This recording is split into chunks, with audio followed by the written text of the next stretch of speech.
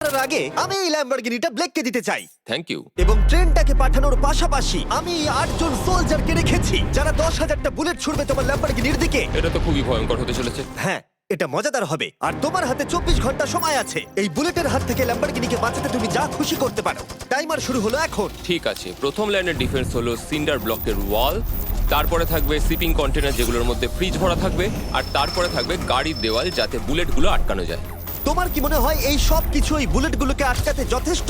হ্যাঁ, যথেষ্ট হবে জি। ঠিক আছে, কিন্তু এখন এসব কিছুই হয়নি। তোমার শুরু করা উচিত। তাই ব্লেক সঙ্গে সঙ্গে 3টে স্টোরেতে গেল, আর আমি ওকে আমার ক্রেডিট কার্ডটা দিয়েছিলাম, আর ও প্রায় $78,000 জিনিসপত্র কিনলো। আর আমি তোমাদের একেবারেই বোর করতে চাই না বলে এই অংশটা কেটে দিচ্ছি। ও এখন যা পেয়েছে সেগুলো দিয়ে ওর কাজটা শুরু করলো। ও মাই গড, আমি বিশ্বাস করতে পারছি না এত কিছু কিনেছি কিন্তু তারপরে এখন অনেক কিছু আসেনি। এখানে ওয়াটার ট্রাক আছে, কিছু জাঙ্কারস এনেছে, আর এখানে একটা কনেক্স ক্রেট রয়েছে। ও তো অনেক জিনিস নিয়ে এসেছে। এটা একটা পাগলামি। ওই মেশিন গান ধরে থাকা লোকগুলোকে নিয়ে ভয় পেও না, ধরে না ওরা ওখানে নেই।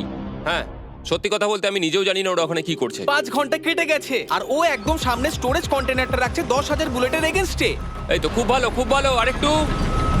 তোমার কি মনে হয় শিপিং কন্টেনারগুলো বুলেটগুলোকে আটকে দেবে? একদমই নয়। তাহলে ও বিপদের মধ্যে আছে। হ্যাঁ, খুবই খারাপ হতে চলেছে।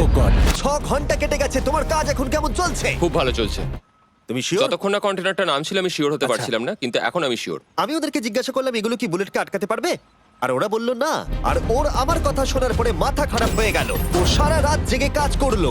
এদিকে এসো মিস্টার রেলরোড টাইস। খুব ভালো, খুব ভালো। এই তো কাজ খুব ভালো হয়ে গেছে। এমনকি সকাল হয়ে গেলেও ও ওর ডিফেন্সকে আপডেট করে যাচ্ছিল। ভাই ও স্টোরেজ কন্টেনারের মধ্যে একটা ভ্যান আর বড় টিউব ঢুকিয়ে দিল। আর আমি এসে এই সব কিছু দেখার পরে খুবই ইমপ্রেসড হয়েছিলাম। আমাকে বলো তুমি কি কি করেছো?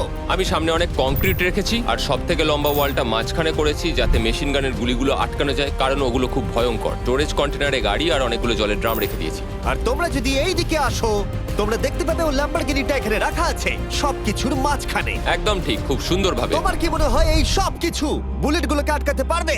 হ্যাঁ, পারবে। আমার মনে হয় তোমার জেতার সুযোগ মাত্র 50%। আমি যতটা সম্ভব চেষ্টা করেছি। তো আর ওরা 10,000 রাউন্ড গুলি ছোড়ার আগে আমার সাথে ল্যাম্বোর কাছে চলো। তুমি শুধু এই ল্যাম্বোটার জন্যই কম্পিট করছো না, তার সাথে $1,00,000 আছে। কি? হ্যাঁ সত্যি, এটা তো জানাই ছিল না। এটা ইন্স্যুরেন্সের জন্য যথেষ্ট হবে। 24 ঘন্টা কেটে গেছে।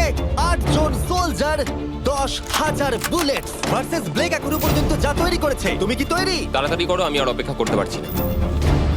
আমরা তৈরি জিমি, তুমি বললেই ফায়ার করব।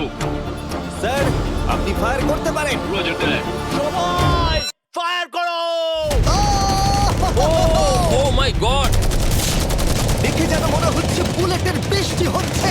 ওরে বাপরে, এটা কি হচ্ছে? দেখো, ওরা মাঝখানের বক্সগুলোকে সব ভেঙে দিয়েছে। ও ভাই, হে ভগবান! ব্লেকের দেওয়াল এখন থেকেই ভেঙে পড়তে শুরু করে দিয়েছে। আর ব্লেককে আমরা যেটা বলিনি তা হলো এটা হলো 4টে ধাপের মধ্যে প্রথম ধাপ, যেগুলো আমরা এই ল্যাম্বরগিনিটাকে ধ্বংস করবার জন্য ভেবে রেখে দিয়েছি। অথবা আমি বলতে পারি এগুলো এখনো এর পরেও বাকি আছে। ওরা এখন বের করলো এলএমজি।